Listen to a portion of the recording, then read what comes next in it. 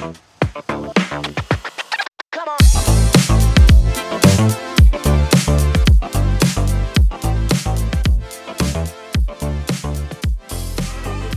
folks, Brent Bozell with the Brent Bozell Show.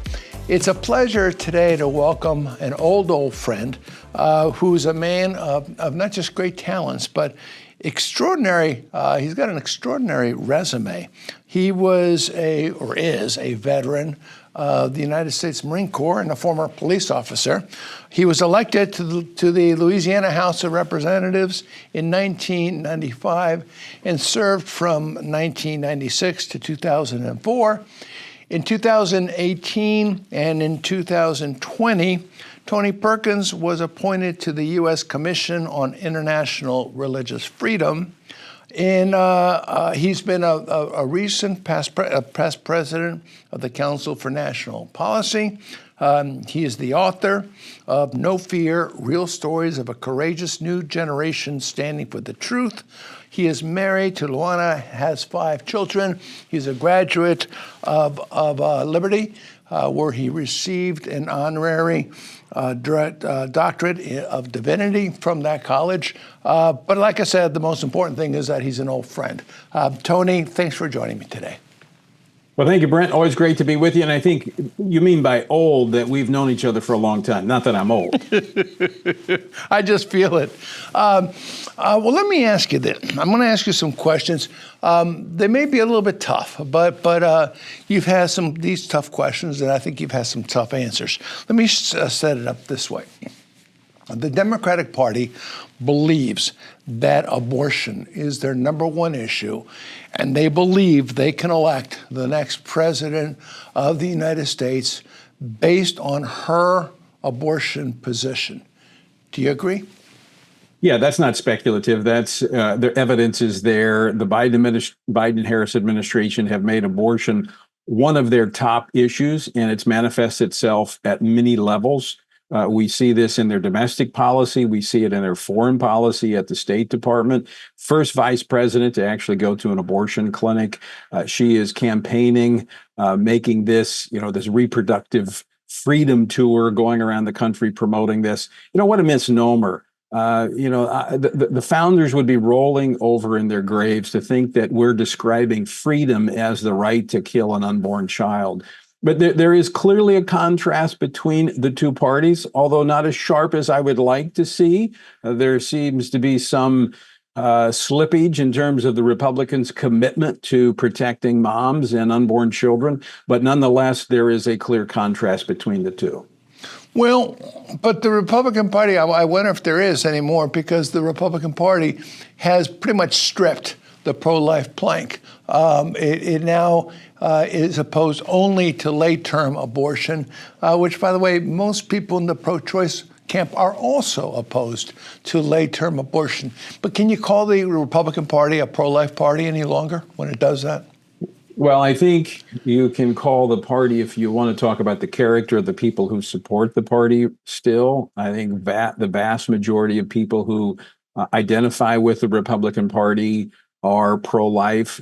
However, if you made reference to the platform, and I can speak to this with an abundance of personal experience. I've served, I think, the last 4 or 5 conventions on the platform committee. I've been a part of writing the platforms up until recently, because there was no opportunity in this latest platform. It was ramrodded through by Marsha Blackburn, who was the chair of the platform committee. There was no debate. There was no discussion. There was no attempt to amend it. That is unprecedented. And all of the life language was stripped out. And by the way, Brent, it wasn't just a life issue that was stripped out. We had the definition of marriage was stripped out, and the Second Amendment was stripped out as well. So this platform is anemic, to say the best, when it comes to core conservative traditional values. So how can the Republican, let me go to the next one. Donald Trump. 54% of abortions are now medication abortions, and that number is going up every single year. Right. Medication abortions being taking an abortion pill. Donald Trump now supports that. Can he be called a pro-life president? Well, so depending on whose numbers you look at, even the pro-abortion crowd is saying that number could be as high as 70%. 70% of abortions in America being done through mifepristone, through the abortion pill. So it's a really good question, because I've had this conversation with the campaign. I've had a conversation with the president about this. You cannot support the right of states to protect the unborn and support the FDA's ability to send the abortion pill across state lines, which the Biden administration did, which the Supreme Court sidestepped in a case recently, which the president was asked about in a debate with Joe Biden, and he said he was okay with it. That's problematic, because you cannot support the right of a state to protect unborn life if at the same time you're saying that the federal government can mail abortion pills or allow abortion pills to be mailed into the state. The two are incompatible. I believe in the states making their own determination. But the problem with that, Tony, is that the Democrats don't. And the pro-abortion lobby is saying that it wants federal legislation that will codify abortion, the most extreme abortion law imaginable, up and through birth, paid for by the federal government for any reason whatsoever, any age, et cetera, et cetera. Could this whole Dobbs decision end up backfiring royally on the pro-life movement if you have a scenario with the pro-life movement is supporting states' rights, and yet a Democratic president who might just be a whisper away from controlling both houses of Congress could pass the most radical federal legislation in history? Short answer, yes. So what you have being proposed by the Democrats, and they're not bashful and they're not shy about this. They want to codify Roe. Now, Roe goes all the way back to 1973, where abortion until birth without restrictions. Now, it was in Casey versus Planned Parenthood, it was dialed back a little bit, but they're saying Roe. So I'm going to take them at their word. This would eradicate most pro-life legislation that has advanced through the states over the last 4 decades. So this is huge. This is quite significant in what they're proposing. Now, I'm going to go back to your first point. I do not believe that the Supreme Court decision, and most legal scholars do not agree either, that this simply said the states had the right to deal with abortion. It said the issue is now in the hands of elected representatives of the people. Now, to be clear, most of the pro-life legislation has advanced from the state level. We would not have had Dobbs had it not been for the state of Mississippi and other states that were advancing pro-life law. So I will readily agree that the vast majority of pro-life legislation is coming from the states, but there remain a federal role. As we were just talking about, mifepristone, the FDA allowing it to be sent into the states, that's a federal role. The taxpayer funding of abortion, that's a federal role, whether it's domestic or it's in our foreign policy. So there remains a role of the federal government on this issue. Now, I do not believe, Brent, that a fundamental human right can be decided by geographical borders. Would we say, if you look at the preamble to the Declaration of Independence, that we hold these truths to be self-evident, that we have these inalienable rights from our Creator, life, liberty, and the pursuit of happiness? Would we allow for liberty to be a state issue? Would we allow the pursuit of happiness simply to be a state issue? I don't think so. I seem to remember we fought a civil war over that state issue. Okay, but when you've got a Democratic Party that is so radical in its belief system on abortion, how can the Republican Party address that and make itself an alternative to it when it says it's not really going to take a position on abortion? Well, it can't if it does the latter. But for the last 4 decades, it has chosen a different path. It has been a champion for the unborn and for their mothers as well. And so that, for some reason, And we've seen this, Brent. You've been around a while. You've seen this. There are some and I'm not saying all. I'm going to be very, very careful about this because I don't want to paint all with the same brush. But there were many within the ranks of Republican political leaders that saw this as an advantageous political issue. And they were not driven by conviction and a desire to protect the unborn. Now, I think what happened is it's kind of like the proverbial dog catching the bus. You know, we got it. What do they do with it? And the pro-life movement, frankly, was not as prepared to take this on, although it was alarming to see the elected leaders run from this issue. Now, I will take, and I've had this conversation with the president and his team. I take issue with the fact that he says that the issue was a losing issue in 2022. It was a losing issue only for those who were unwilling to address it and embrace it. If you look, there were 11 governors who ran in the midterm election who had actually signed into law very strong pro-life legislation, including heartbeat bills. You had the governor of Ohio, DeWine. You have the governor DeSantis in Florida, Kristi Noem, and several others. They did not run from their pro-life credentials or convictions. They embraced them and they drew contrast with their Democratic challengers. Nothing has changed. The sanctity of human life and the importance of protecting that life as a nation has not changed. And so we need to continue to stand for that, even though the political winds may have be shifting. There's no reason to abandon the unborn. Well, I question if they are shifting from this standpoint. I do personally. I believe in the politics of incrementalism. Right. I mean, there's nobody more pro-life than I am, with no exceptions. As a Catholic position. However, reality is reality. There is support at a certain stage to curtail abortion. And you go for that, and then you win incrementally after that. Agreed. It seems to me when you make the argument to someone, ask the question, if the baby is viable outside the womb, do you believe that abortion should be allowed? Or ask them if the baby has a heartbeat and you can hear the heart of the baby, should abortion end?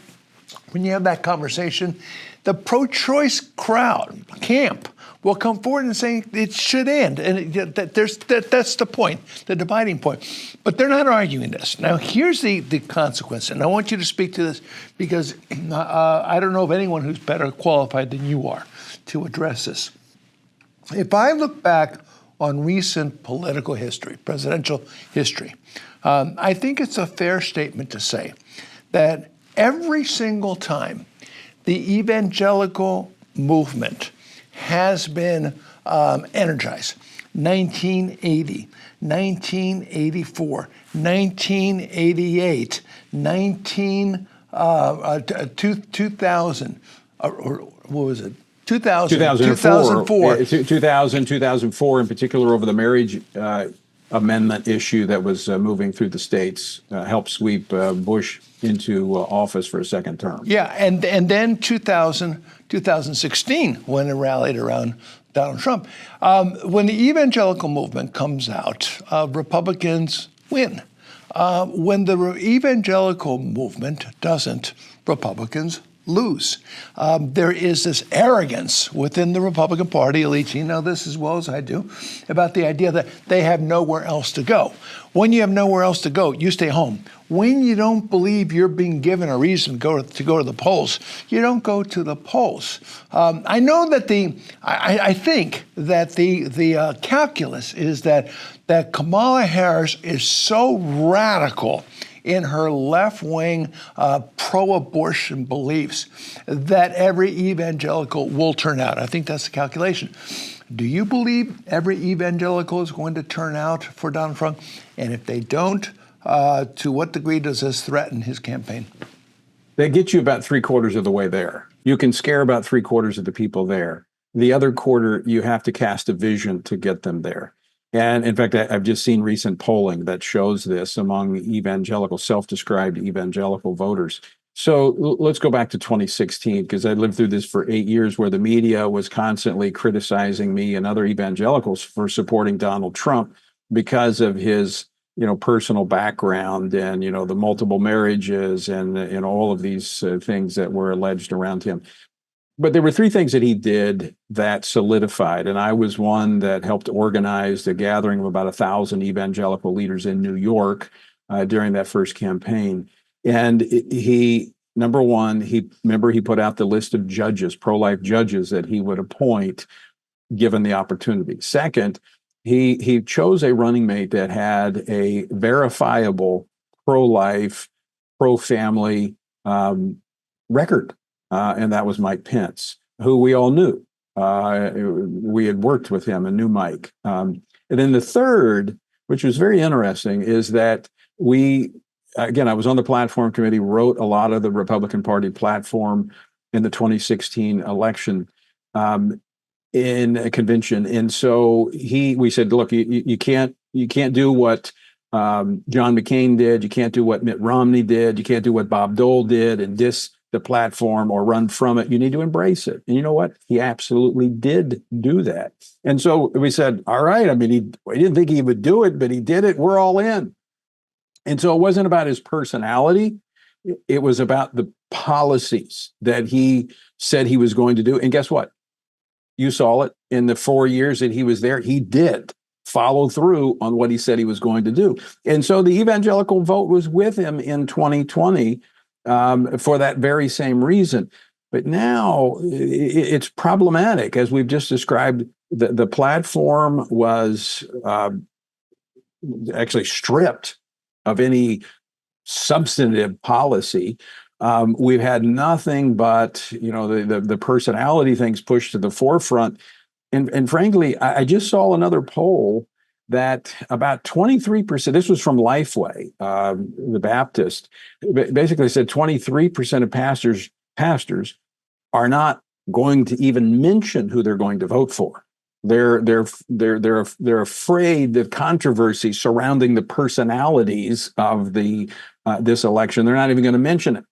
And only a little over half are going to have acknowledged that they would vote for Donald Trump. So this is problematic, as you just described. It's not that they're going to, although there are some, but I don't think Bible-believing Christians who are driven by policy, that there is a great fear that they're going to defect and vote for Kamala Harris, who is the polar opposite of what Republicans have historically stood for.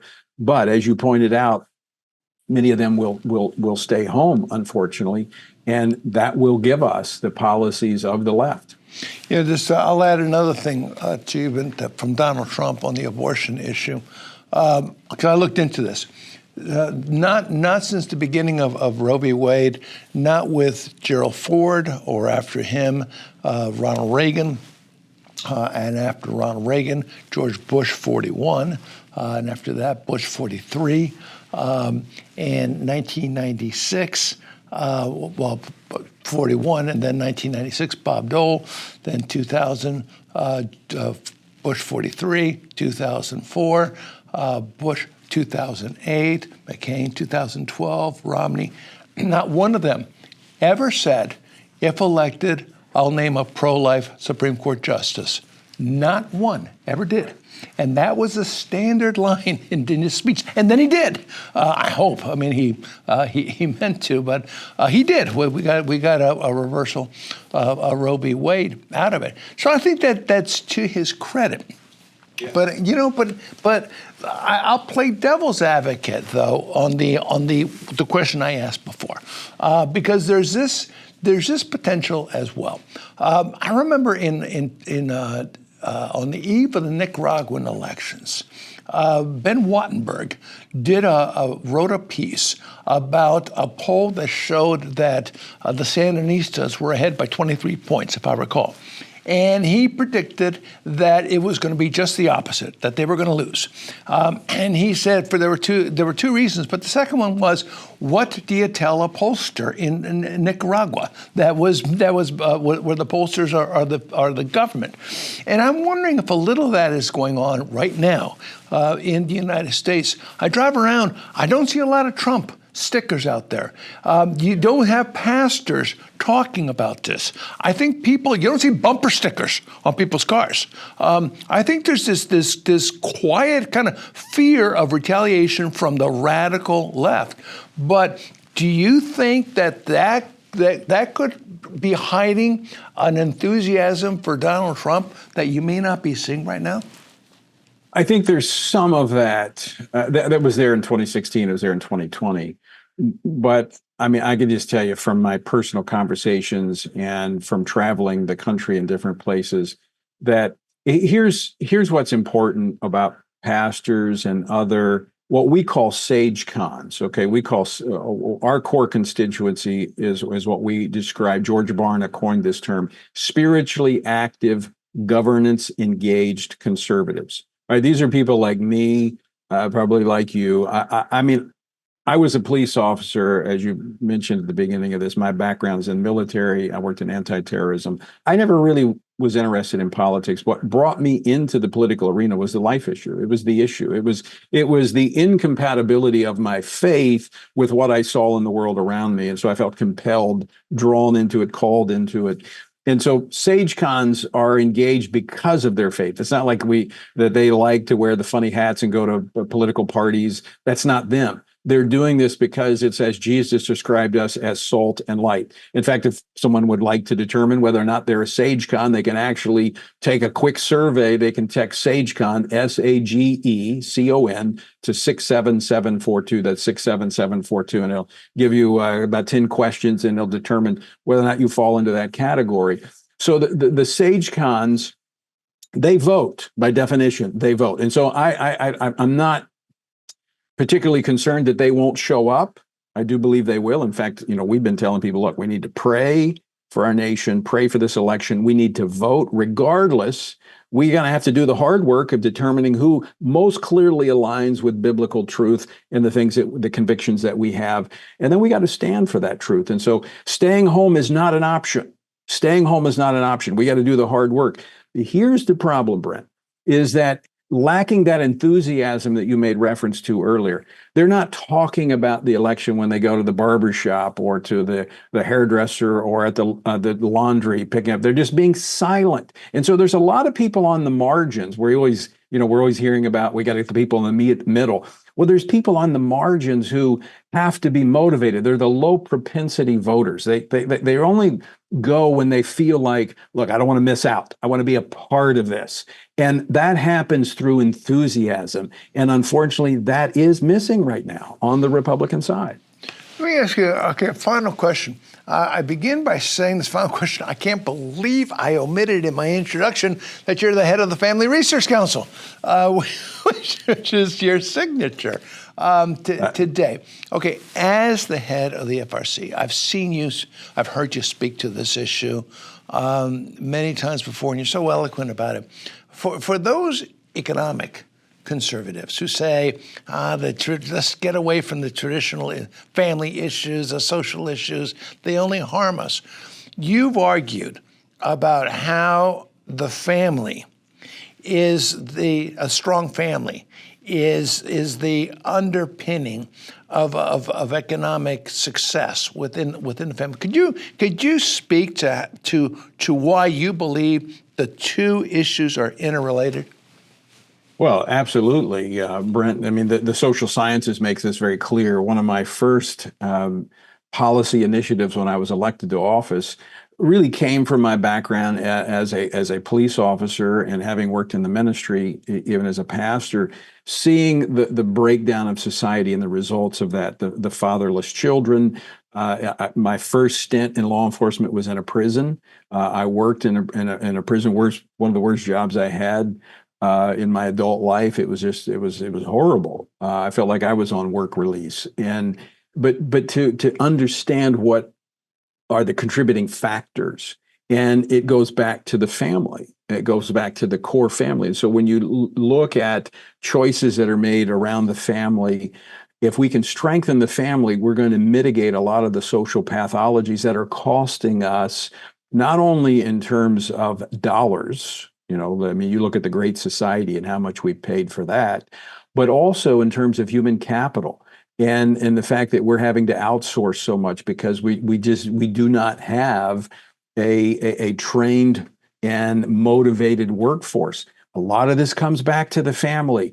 A lot of it comes back to when you look, and I mean, again, part of this is from the social policy, but also part of it is being a pastor. When you look at the number of Americans that are struggling in adulthood, whether it's with a drug addiction or it is other handicaps, if you will, that prevent them from being all that they have the potential to be. A lot of it goes back to the relationship or the lack of a relationship they had with their father or with their parents or the trauma that they experienced as a child. And so to say that we just need to ignore these issues and somehow we're going to have a strong economy is well, it's foolish. I'll just leave it at that. It is very foolish. In fact, I was just reading recently in 1 Kings when Solomon asked for wisdom. Everybody remembers, Solomon, why is this man? And the Lord said, hey, you ask what you want and I'll give it to you. And he says, I want wisdom to govern these people. And God gives him that wisdom. And the first display of that wisdom, if you go back and you read in 1 Kings, I believe it's in chapter 6, the first display of that wisdom is when he was presented with this baby. Remember the two women who had a baby? One died, one lived, and that's where he had this. He asked for the sword to split the baby to determine who the real mother was, and the real mother said, "No, don't do it. Give it to her." It was the wisdom that began with a baby from two harlots. The least among them in society at that day. If you get these fundamental things right, the other things fall into place. And that's what we see in Scripture. That's what we see in history. And I think you see it in recent American politics, Tony. Ronald Reagan won in great measure because he brought the Kennedy Democrats came to his side, and they came to his side because of to a great extent because of his call for civic order, his call for us to get back to fundamental truths about our country. I believe that if the Republican Party were to once again embrace core family values, that I think what would happen is that Democrats would come to the Republican Party, and they would lead. Well, the we saw Party. that. Yep. We saw that in 2016. We did. Donald Trump attracted, like Reagan did, he attracted Democrats over that message in part. Yeah, I mean, it's right, because Reagan attracted the Kennedy Democrats. They became Reagan Democrats that Trump attracted. I think you can go further than that because the Democratic Party has become so radical. I think you might bring Democrats, certainly independents, and certainly minority Democrats. I think you might bring them in permanently into the Republican Party. And I'll go a step further than that. I think you could cause the Democratic Party to rethink itself. During those Reagan years, 1 out of every 3 Democrats serving in Congress was pro-life. It was an opportunity lost by the pro-life movement, in my belief. But I think you could transform the Democratic Party as well. So I mean, this is hugely if the people want to really fight for this. In any event, Tony, thank you for being with me today. You're a champion for your cause. You're eloquent in what you say, and in the days to come, your voice is going to be more necessary than ever before. So thank you, my friend. Well, thank you, Brent. Great to be with you. God bless you.